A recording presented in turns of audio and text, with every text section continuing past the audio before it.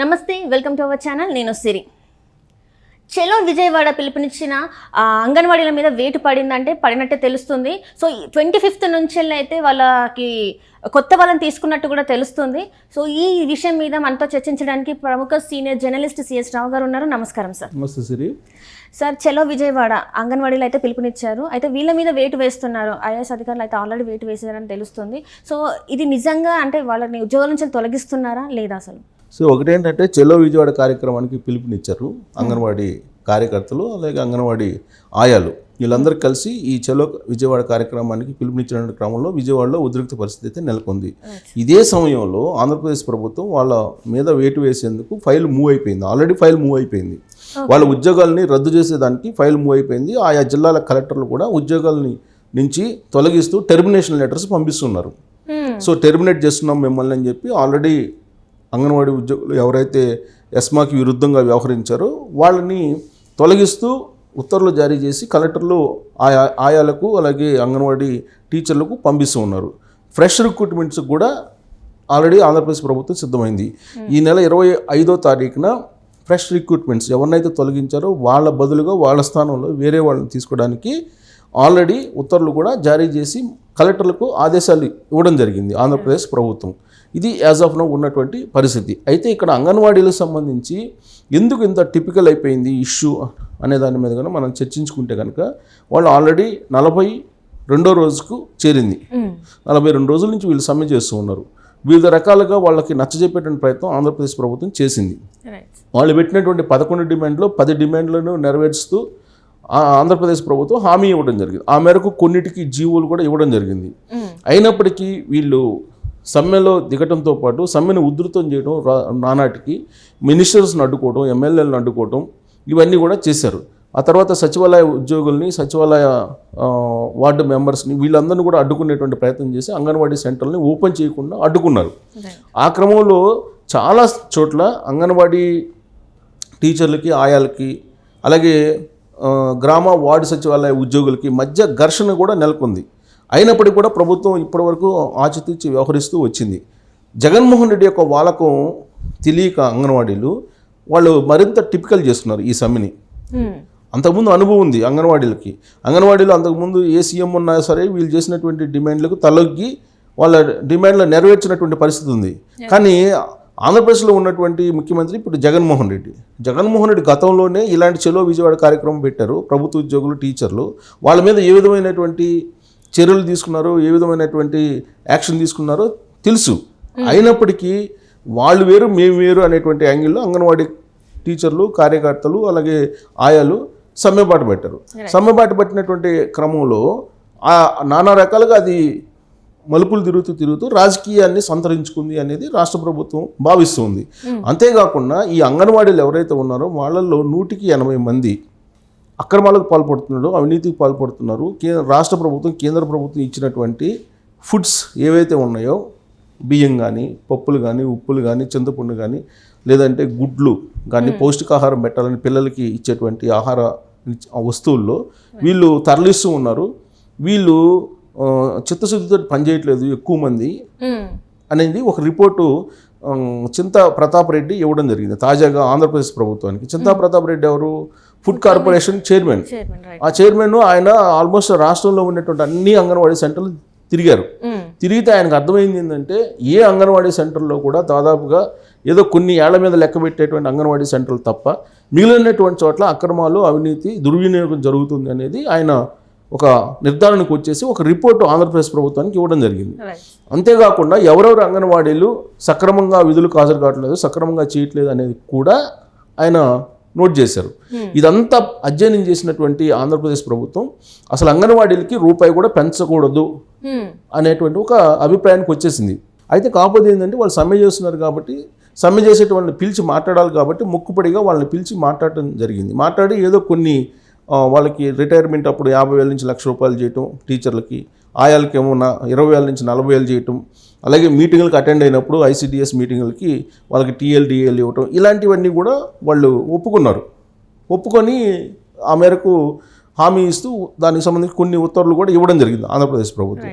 అయితే వీళ్ళు మొండికేసి ఇంకా కూడా మాకు జీతాలు పెంచాల్సిందే, తెలంగాణ కన్నా కూడా మాకు ఒక 1000 రూపాయలు ఎక్కువ ఇవ్వాల్సిందే అని చెప్పి వీళ్ళు పట్టుబట్టారు. సో పట్టుబట్టినటువంటి క్రమంలో మేము ఎట్టి పరిస్థితుల్లో ఇచ్చేది లేదు. ఆల్రెడీ ఎన్నికల ముందు 2019 ఎన్నికల ముందు మేము 1000 రూపాయలు ఎక్కువ ఇస్తానన్న మాట వాస్తవేను. ఆ 1000 రూపాయలు ఇచ్చేసాం. సో అయిపోయింది అని చెప్పి చెబుతున్నారు. ఇప్పుడు ఆల్రెడీ తెలంగాణ కన్నా కూడా గతంలో 19,500 ఉండేది తెలంగాణలో, 14,500 చేశారు ఆంధ్రప్రదేశ్లో ఉండేటువంటి అంగన్వాడీలకి. ఎలక్షన్ నాటికి తెలంగాణలో 10,500 ఉండేది. ఒక 1000 రూపాయలు పెంచుతామంటే 11,500 చేశారు ఆంధ్రప్రదేశ్కి సంబంధించినటువంటి అంగన్వాడీ టీచర్ల గౌరవ వేతనం. సో కాబట్టి 1000 రూపాయలు పెంచేసాం కాబట్టి 11,500 ఫిక్స్ అని చెప్పేసి ఆంధ్రప్రదేశ్ ప్రభుత్వం చెప్తుంది. కానీ ఇప్పుడు అంగన్వాడీలు ఏం చెప్తున్నారు, మాకు గౌరవ వేతనం కనీస వేతనం ఇవ్వాలి అని. గౌరవ వేతనం వేరు, కనీస వేతనం వేరు. సో కనీస వేతనం అనేది వీళ్ళకి ఇస్తున్నారు. కనీస వేతనం అనేది రెగ్యులర్ ఉద్యోగులు కాదు వాళ్ళు. కానీ కనీస వేతనం ఎవరికి వస్తుంది?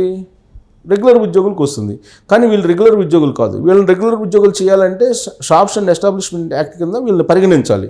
ఇదంతా అయ్యేది కాదని చెప్పి ఆంధ్రప్రదేశ్ ప్రభుత్వానికి తెలుసు. దేశవ్యాప్తంగా ఉన్న అన్ని రాష్ట్రాలకు కూడా ఎక్కడ కూడా కనీస వేతనం అనేది వీళ్ళకి ఇంప్లిమెంట్ చేయట్లేదు. కేవలం గౌరవ వేతనమే. అంటే వీళ్ళు చేసే పని ఏంటంటే వీళ్ళు స్వచ్ఛందంగా వీళ్ళు ముందుకు వచ్చి వీళ్ళు గర్భిణీ స్త్రీలకు లేదంటే చిన్నపిల్లలకి వాళ్ళకి బాలింతలకు సహాయం చేయడానికి వస్తున్నారు. అందుకు కానీ గౌరవ వేతనం ఇస్తున్నారు. అంతే తప్ప వీళ్ళు ఎంప్లాయీస్ కాదు. సో వాలంటీర్ల మాదిరిగా.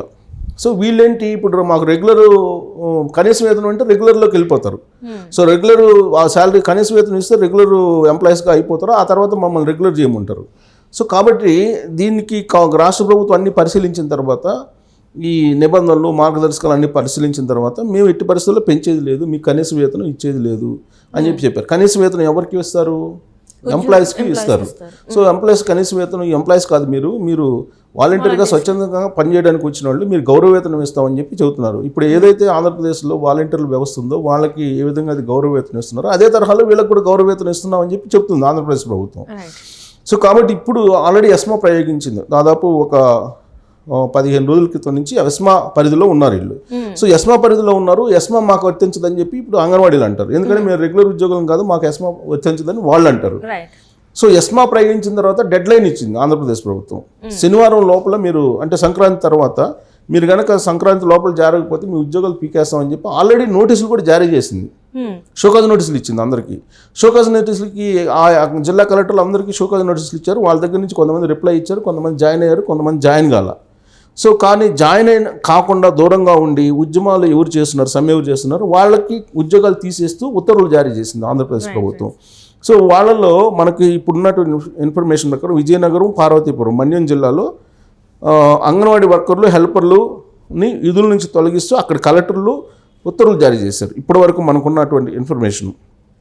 అలాగే సమ్మెలో పాల్గొంటూ విధులకు హాజరు కాని కార్యకర్తలు మొత్తం ఆ 2 జిల్లాల్లో విజయనగరం, పార్వతీపురం, కొత్త జిల్లా పార్వతీపురం, దాంట్లో 1444 మంది ఉన్నారు టీచర్లు. ఆయాలేమో 931 మంది. వీళ్ళని తొలగిస్తూ అక్కడ ఉండేటువంటి జిల్లా మహిళా శిశు సంక్షేమ శాఖ అభివృద్ధి అధికారిని ఎంఎన్ రాణి ఆల్రెడీ అనౌన్స్ చేశారు అక్కడ అఫీషియల్గా. ఇక విజయనగరం జిల్లాలో 4151 మంది అంగన్వాడీ సిబ్బంది మొత్తం సమ్మెలో పాల్గొంటే ఇవాళ 500 మంది తిరిగి విధుల్లో జాయిన్ అయ్యారు. 4151 మందిలో 503 మంది తిరిగి జాయిన్ అయ్యారు. వీళ్ళు ఎవరైతే జాయిన్ గారో వాళ్ళని తొలగిస్తూ అక్కడ ఉండేటువంటి కలెక్టర్ నాగలక్ష్మి ఉత్తర్వులు జారీ చేశారు. సో కాబట్టి ఇవి డెవలప్మెంట్స్. మిగతా రాష్ట్రంలో కూడా అన్ని జిల్లాల కలెక్టర్లు కూడా ఎవరెవరు సమ్మెలో పాల్గొన్నారు, ఎవరు మళ్ళీ తిరిగి హాజరయ్యారు. షోకాజ్ నోటీస్ ఇచ్చారు కదా, షోకాజ్ నోటీస్ రిప్లై ఎవరైతే ఇచ్చారో ఎవరైతే హాజరవుతున్నారో విధులకు వాళ్ళని వదిలిపెట్టేసి మిగతా వాళ్ళందరినీ కూడా ఉత్తర్వులు తొలగిస్తున్నారు. తొలగించడంతో పాటు అంగన్వాడీ కేంద్రాలు ఉన్నాయి కదా వాటిని స్వాధీనం చేసుకుంటుంది ప్రభుత్వం. స్వాధీనం చేసుకుని ఈ నెల 25వ తారీఖున ఫ్రెష్ రిక్రూట్మెంట్ స్టార్ట్ చేసి వాళ్ళకి అంగన్వాడీ సెంటర్ను అప్పజెప్పాలి అనేది ఆంధ్రప్రదేశ్ ప్రభుత్వం తాజాగా తీసుకున్నటువంటి నిర్ణయం. సో వీటి అంటే ఇప్పుడు అంగన్వాడీలు ఎవరైతే విధులకు హాజరు కావట్లేదో వాళ్ళ నెక్స్ట్ స్టెప్ ఎలా ఉండబోతుంది సార్? అంటే కొత్త వాళ్ళని తీసుకుంటున్నారు, వీళ్ళు ఉద్యోగాలు పోయే వాళ్ళ నెక్స్ట్ స్టెప్ ఇంకంతే. ఆల్రెడీ అఫీషియల్గా ఉత్తర్వులు జారీ చేసిన తర్వాత వాళ్ళ ఉద్యోగం పోయింది అంతే. అంటే ఉద్యోగం అంటే ఏదైనా పర్మనెంట్ ఉద్యోగం కాదు కదా, జస్ట్ వాళ్ళని నామినేట్ చేసుకున్నారు. అక్కడ ఉండేటువంటి లోకల్గా ఉండేటువంటి లీడర్స్ చెప్పడమో లేదంటే ఇన్ఫ్లుయెన్స్ తోటే పెట్టుకున్నారు అంతే తప్ప అదేమి పర్మనెంట్ ఉద్యోగం కాదు. సో వీళ్ళు పర్మనెంట్ ఉద్యోగంలాగా భావిస్తూ దాన్ని వీళ్ళు ట్రీట్ చేశారు. కానీ అక్కడ వాళ్ళు దుర్వినియోగం చేస్తున్నారు అనేది కూడా అఫీషియల్గా రికార్డు ఉంది. ఆయన చింతా ప్రతాప్ రెడ్డి ఇచ్చినటువంటి రికార్డు కూడా ఉంది. సో కాబట్టి ఇవి పర్మనెంట్ జాబులు కాబట్టి వాళ్ళని ఉత్తర్వుల నుంచి తొలగిస్తూ ఉత్తర్వులు జారీ చేస్తూ ఫ్రెష్ రిక్రూట్మెంట్ 25వ తారీఖు నుంచి స్టార్ట్ చేసుకుంది. వీళ్ళ ప్లేస్లో వాళ్ళని తీసుకుని గొడవలు అవుతాయి కాబట్టి ఆల్రెడీ అంగన్వాడీ సెంటర్లను స్వాధీనం చేసుకుంటూ పోలీసులకు కూడా ఆ జిల్లా కలెక్టర్ ఆదేశాలు జారీ చేశారు. సో మొత్తం ఇప్పుడు వార్డు గ్రామ సచివాలయ ఉద్యోగులు ఎవరైతే ఉన్నారో వాళ్ళ ఆధీనంలోకి మొత్తం ఈ అంగన్వాడీ సెంటర్లు తీసుకోవాలని చెప్పి ఉత్తర్వులు కూడా జారీ చేశారు చాలామంది కలెక్టర్లు. ఇప్పుడు ఆంధ్రప్రదేశ్ వ్యాప్తంగా ఉన్న అన్ని జిల్లా కలెక్టర్లు కూడా ఈ ఉత్తర్వులు జారీ చేస్తున్నారు. నేను చెప్పిన ఈ 3 జిల్లాలు ఉదాహరణ, మిగతా జిల్లాల్లో కూడా అదే జరుగుతుంది. Right sir, right. Thank you so much sir. Thank you.